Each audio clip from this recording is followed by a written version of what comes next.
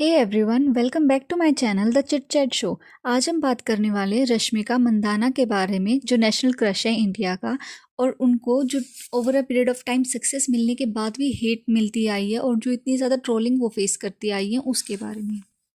अभी इस वीडियो को स्टार्ट करने से पहले ही I would like to apologise for my pronunciation, क्योंकि I do not belong to South India. तो कुछ वर्ड्स ऐसे हैं जिसको शायद मैं गलत प्रोनाउंस कर दूँ, या फिर उनकी प्रोनाउंसिएशन मुझे रिसर्च करने के बाद भी एग्जैक्ट पता नहीं चली है। तो please I would like to apologise for that. First, Rashmika born और ब्रॉट अप एक लोअर मिडिल क्लास फैमिली में हुई थी, जहाँ पे उनकी मदर एक हाउसवाइफ थी और जो फादर है वो कॉफ़ी एस्टेट के ओनर थे। अभी जो रश्मिका है ना, उनकी फैमिली काफ़ी ज़्यादा फाइनेंशियल क्राइसिस से डील कर रही थी। इनफैक्ट उनके पास काफ़ी सारी चीज़ों के लिए, जो बेसिक नीड्स होती है हमारी, उनके लिए भी उनके पास पैसे नहीं। अभी जब रश्मिका का कॉलेज फेस चल रहा था ना, तो उसी टाइम पर उनकी एक टीचर ने सजेस्ट किया कि क्लीन एंड क्लियर का एक कंपटीशन हो रहा है, उसके लिए तुम पार्ट ले सकती हो मॉडलिंग के तौर पे। अभी उस शो में ना रश्मिका ने पार्ट लिया और मॉडलिंग करी थी 2016 में। और उस टाइम पर उन्होंने टाइटल भी जीता, और इसी टाइम पर ना अक्षय कुमार ने उनको ये सारे अवार्ड्स वगैरह या सैशे वगैरह गिफ्ट किए थे। अभी इस चीज़ के बाद क्या होता है ना, कि उनके ऊपर डायरेक्टर की नज़र पड़ती है और उनको अपनी पहली मूवी इसी टाइम पर मिल जाती है, जिसका नाम था कितिक पार्टी। अभी इस चीज़ के बाद ना, जो इसमें लीड रोल में जो मेल एक्टर थे, जिनका नाम रक्षित शेट्टी भी था, उनके साथ वो रिलेशनशिप में आ जाती है। इनफैक्ट अगर आप 1 साल तक एक इंसान के साथ मूवी कर रहे हो या फिर टाइम स्पेंड कर रहे हो, या आपकी लाइफ में कोई और नहीं है और आप ऐसी किसी की तरफ अट्रैक्ट हो रहे हो, तो ये चीज़ तो नॉर्मल होती है ना। अभी इन सब चीज़ों के बाद क्या होता है ना, कि रश्मिका और जो रक्षित शेट्टी हैं, वो दोनों अपना एंगेजमेंट करते हैं 2016 के बाद। जब उनकी फर्स्ट मूवी रिलीज़ हो चुकी थी, तो वो लोग अपना एंगेजमेंट कर लेते हैं। बट ये एंगेजमेंट ना काफ़ी टाइम तक चल नहीं पाती, क्योंकि जो रक्षित शेट्टी है ना, वो रश्मिका से काफ़ी ज़्यादा एज में बड़े थे।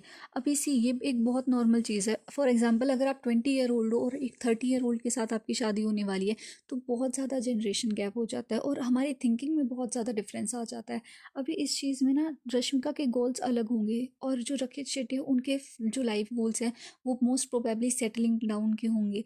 तो इस चीज़ में उनकी जो है ना कंपैटिबिलिटी, वो मैच नहीं कर पा रही थी, तो इसलिए उनकी जो एंगेजमेंट थी वो अगले साल ही टूट गई थी। बट इन्होंने जो साथ मूवी की थी, वो बहुत ज़्यादा हिट गई थी, मैसिव हिट थी। और ऐसी पहली मूवी थी जिसके बारे में हमने ये सुना कि वो 365 डेज तक थिएटर में चलती रही थी। पर उनकी जो एंगेजमेंट टूटी, उसके बाद एक बहुत ज़्यादा लिंकअप के रूमर्स उनके आने लगे, या फिर उनको ना बार बार किसी न किसी एक्टर के साथ जोड़ा जा रहा था, जिसमें सबसे ज़्यादा फेमस नाम था विजय देवरकोंडा का। अभी उनके साथ ना रिसेंटली भी रश्मिका ने काफ़ी सारे पोस्ट वगैरह देखे, काफ़ी जगह उनको स्पॉट किया गया था एक साथ। और इस चीज़ के बाद उनके जो रिलेशनशिप थे ना, उसको काफ़ी ज़्यादा हाइप भी मिली है। अभी ये चीज़ ना रश्मिका ने कहीं पर भी कंफर्म नहीं की है कि वो विजय के साथ रिलेशनशिप में है, या उनके लाइफ प्लान्स कुछ हैं या नहीं। बट जो रश्मिका है ना, वो विजय के साथ उस टाइम पर रिलेशनशिप में नहीं आई थी, तब उनकी एंगेजमेंट टूटने की बातें सामने आ रही थी। बट नेटिजन्स बीइंग नेटिजन्स, उन्होंने इस चीज़ को उनके साथ ही रिलेट करा कि रश्मिका ने चीट किया था रक्षित शेट्टी के ऊपर विजय के साथ। इसके बाद क्या होता है ना, कि अभी तक तो रश्मिका कन्नड़ फिल्म ही साइन कर रही थी। बट इसके बाद ना उनकी जो करियर ग्रोथ है वो ज़्यादा हो गई थी, क्योंकि उनकी जो मूवी आई डियर कॉमरेड, उसके बाद ना उनको बहुत ज़्यादा हाइप मिली। तो इसके बाद उन्होंने एक के बाद एक काफ़ी ज़्यादा मैसिव हिट्स मूवीज़ साइन करनी स्टार्ट कर दी। इनमें सबसे पहला बड़ा नाम था पुष्पा का। अभी ये ना पैन इंडिया मूवी थी, जो काफ़ी सारी लैंग्वेजेस में डब भी हुई है। अभी इस चीज़ के बाद ना पुष्पा बहुत ज़्यादा हिट हुई, और जो ये टाइटल है नेशनल क्रश का, रश्मिका को ये भी इसी मूवी के बाद मिला था। अभी इसी ये एक ना बहुत जनरल सी बात है कि जो कन्नड़ मूवीज़ है, उनका बजट थोड़ा कम होता है एज़ कम्पेयर टू जो बॉलीवुड मूवीज़ है उनके लिए, क्योंकि वो बहुत मैसिव हिट जाती है, और उनका जो बजट है, जो या फिर जो स्टार्स है, प्रोडक्शन टीम है, वो बहुत ही ज़्यादा हाई पे ग्रेड पे काम करती है। तो एक बहुत ना ऑब्वियस सी बात है कि अगर उस सिचुएशन में हम भी होंगे, तो हम भी ये चाहेंगे कि हमें ज़्यादा एक्सपोजर मिल सके, या फिर हम वहाँ पर काम करें जहाँ पर हमें ज़्यादा मैसिव हिट्स देने के चांसेस मिलेंगे। तो रश्मिका ने भी ऐसा ही किया, उन्होंने जो कन्नड़ मूवीज़ थी उनको छोड़ते हुए अब बॉलीवुड मूवीज़ साइन करनी स्टार्ट कर दी थी। अभी इस चीज़ के बाद क्या होता है ना, उनकी एक और चीज़ आई सामने इसमें, कि जो कन्नड़ ऑडियंस थी ना, उन्होंने ये ब्लेम लगाना स्टार्ट कर दिया था रश्मिका के ऊपर, कि वो अपनी कन्नड़ ऑडियंस को, कन्नड़ लैंग्वेज या फिर अपने कल्चर को इग्नोर कर रही है। क्योंकि इस टाइम तक जो रश्मिका थी ना, उनकी काफ़ी सारी हिट मूवीज़ आ चुकी थी। इनफैक्ट एनिमल भी इस मूवी में शामिल हो चुका था। और एनिमल तो पूरी बहुत ज़्यादा हिट मूवी गई थी।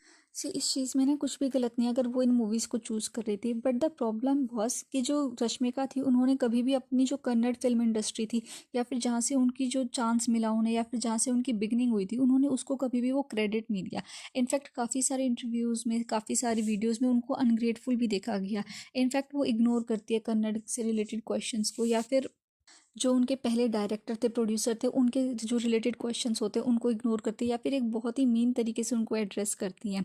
अभी ये चीज़ गलत भी है क्योंकि वो ही थे जो उनको इन इंडस्ट्रीज़ में लाए या फिर उनको इतना ज़्यादा काम मिला है। एक तरीके से देखा जाए तो शुरुआत तो उनकी कन्नड़ से ही हुई थी ना, but over a period of time उन्होंने कन्नड़ मूवीज़ को छोड़ते हुए उन्होंने तमिल मूवीज़, तेलुगु मूवीज़ में भी काम करना स्टार्ट कर दिया था। और इंडियन मूवीज़ जो हैं अभी हमारी बॉलीवुड वाला जो सेक्शन है उसमें भी वो काफ़ी ज़्यादा देखने को मिल रही है। और अब तो ज़्यादातर वो तेलुगु या फिर तमिल मूवीज़ में ही दिखती है। अभी इसके बाद ना काफ़ी सारी लाइव्स में उनको बार बार ट्रोल करा गया था इस चीज़ के लिए कि वो जो लाइव आती हैं, स्ट्रीम करती हैं लाइव, तो उसमें वो इंग्लिश में ज़्यादा बात क्यों करते हैं एज़ कम्पेयर टू कन्नड़। अभी सी ये एक बहुत कॉमन सी चीज़ है कि जो नॉर्थ इंडिया के लोग हैं या फिर ईस्ट इंडिया जो लोग हैं वो लोग कन्नड़ लैंग्वेज नहीं जानते हैं। अभी रश्मिका का जो फ़ैन बेस है वो ऑल ओवर इंडिया हो चुका है, ना कि सिर्फ कन्नड़ तक लिमिटेड है। तो अगर वो कन्नड़ लैंग्वेज बोलेंगी तो जो उनका all over India fan base है वो उनके साथ अपना कंपैटिबल कैसे हो पाएगा या फिर वो उनके साथ अपने आप रिलेट कैसे कर पाएगा। अभी इस चीज़ को ना ऑडियंस को भी समझना चाहिए कि अगर वो इंटरेक्ट कर रही है तो वो सिर्फ अपने कन्नड़ फैंस से थोड़ी ना कर रही है, वो ऑल ओवर इंडिया से कर रही है। लेकिन इंग्लिश जो एक लैंग्वेज है ना वो ऑल ओवर इंडिया में बोली जाती है, सब लोग उसको समझते हैं। जो उनकी कन्नड़ ऑडियंस थी उन्होंने इस चीज़ को बहुत ज़्यादा हाइप बना दिया कि जो रश्मिका है वो अनग्रेटफुल है अपनी मूवीज़ को लेकर, अपनी लैंग्वेज को लेकर, या फिर जिन्होंने उनको चांस दिया था उसको लेकर, या उनकी जो मदर टंग थी उन सब चीज़ों को लेकर। तो इन सब चीज़ों के बाद ना चीज़ें बहुत ज़्यादा हीट अप होती गई और एक टाइम ऐसा भी आ गया जब जो कन्नड़ मूवीज़ थी उनसे रश्मिका को बैन करने की अपील भी हुई थी। बट अगर हम आज के टाइम पर ये चीज़ें देखें तो जो रश्मिका है वो बहुत ही रेयर कोई कन्नड़ मूवी कर रही है, और जो उनकी आने वाली मूवीज़ है लाइंड अप है वो भी सारी या तो बॉलीवुड है या फिर तेलुगु या तमिल मूवीज़ हैं। कन्नड़ मूवीज़ उनकी अपकमिंग में है ही नहीं कोई भी। What I feel is Rashmika को ना अब तक इन सब चीज़ों को सॉर्ट आउट करते हुए एक वीडियो बना देना चाहिए था जिसमें वो बहुत ही प्यारे तरीके से इन सब चीज़ों को कन्फ्रंट कर सकती थी कि उनको अपनी लैंग्वेज के ऊपर बहुत ज़्यादा प्राउड है। इनफैक्ट उन्होंने अपनी एक वीडियो में लाइव स्ट्रीम के टाइम पे जब उनसे क्वेश्चन पूछा गया था कि वो इंग्लिश में ज़्यादा बात क्यों करती है, तब उन्होंने इस चीज़ को एड्रेस भी करा था कि उनको अपनी कन्नड़ लैंग्वेज से कोई प्रॉब्लम नहीं है। बट आई फील उन्हें एक डिटेल्ड वीडियो बनाकर थोड़ा अपने फैंस के लिए ये चीज़ करनी चाहिए थी ताकि उनके जो फैंस हैं वो उनको इतना ज़्यादा हेट ना मिले या फिर सारी चीज़ें थोड़ा कूल डाउन हो जाए। That's it for this video. Please like, comment, share and subscribe to my channel. Thank you.